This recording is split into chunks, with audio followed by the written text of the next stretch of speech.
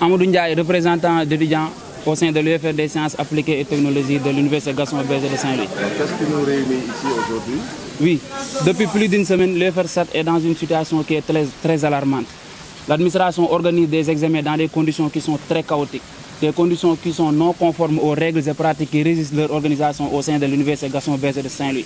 Face à cette situation, le collectif des délégués de l'UFR 7 a eu à interpeller à maintes reprises cette administration-là pour lui faire revenir à la raison. On a eu à rencontrer le directeur adjoint qui gère toutes les questions pédagogiques pour lui faire part de la situation et lui demander de revoir l'organisation de ces examens-là, de même que le directeur.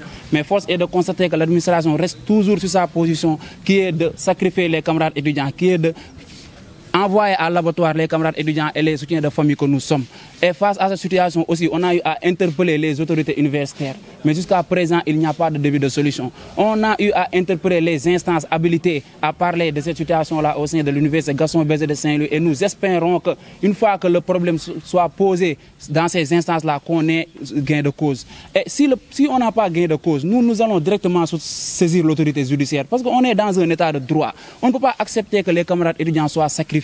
Il n'y a que dans cette UFR où les étudiants viennent et font 7 ans sans avoir la licence. C'est carrément anormal. C'est tout à fait anormal. Et depuis plus d'une semaine, on ne fait ni cours, ni TD, ni TP, ni examen dans cette UFR. Et on le dit de manière très claire. On va cesser toutes les activités pédagogiques au sein de cette UFR. Il n'y aura ni cours, ni TD, ni examen tant que l'administration ne statuera pas sur cette situation-là. Tant que l'administration ne donnera pas une garantie que les camarades qui n'ont pas fait ces examens-là vont être rétablis dans leurs droits les plus absolus.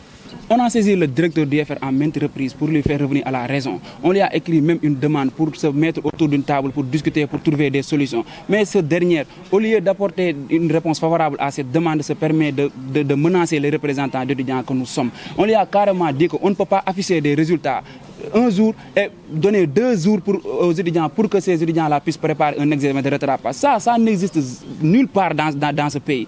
Et même le délai de 72 heures que l'étudiant a pour faire les réclamations ou bien pour regarder sa copie, ils n'ont pas respecté ce délai-là. Ils affichent des résultats le jeudi, ils nous demandent de venir composer le lundi. Ça veut dire qu'ils n'ont même pas donné 3 jours parce que l'administration ne travaille pas les samedis et dimanches. Donc face à cette situation, nous ne pouvons pas rester les bras croisés. L'essentiel qu'ils sachent que les activités pédagogiques au sein de cette UFR ne vont pas reprendre cours tant que cette situation-là n'est pas réglée. Et sinon, nous, en tant que collectif responsable que nous sommes, nous allons passer à la vitesse supérieure et nous ne lésinerons sur aucun moyen de lutte pour remettre l'étudiant satisfait dans son droit le plus absolu.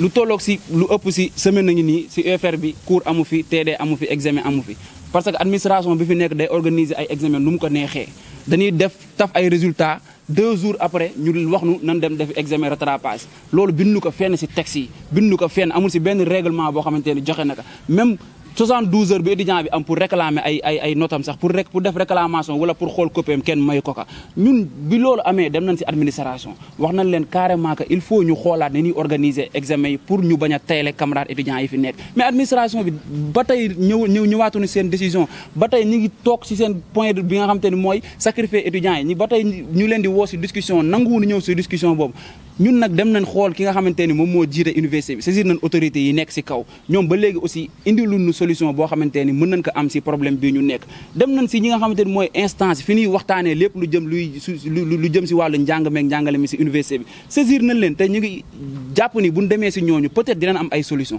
mais suñu amul ay solution si ñooñu ñun dinañ dem topp administration fi nga xamante ni mooy fi mbaxane doone benn dinañ dem si autorité judiciaire bi ñu saisir ko pour mu ñëw si situation bi pour mu jël décision parce que tamit mën nu fi nekk ay doomu jàmbur lañu ñun dana am ay famille dana am ay parents ñu mën nu indi université pour ñu jàng pour ñu am ay résultats administration bi dinu teele chaque jour loolu duñ ko nangu tey duñ ko nangu ëllëg jàngatunu semaine a ngi nii